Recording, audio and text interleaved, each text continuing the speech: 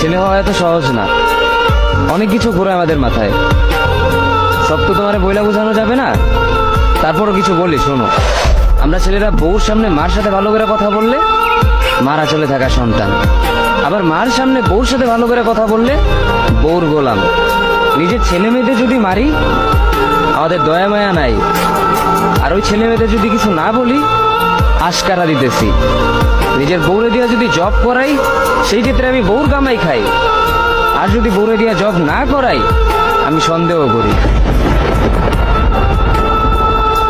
সারাদিন ঘরের বাইরে থাকলে আমরা বাদাইম্মা, আর যদি ঘরের ভিতরে থাকি তাহলে বেকার, কাজ কাম নাই।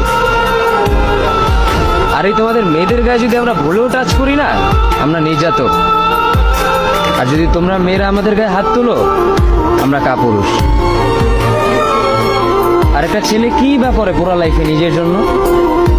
মার ওষুধের থেকে শুরু করে বউ বাচ্চার প্রত্যেকটা সব পালন করার দায়িত্ব একটা পুরুষের।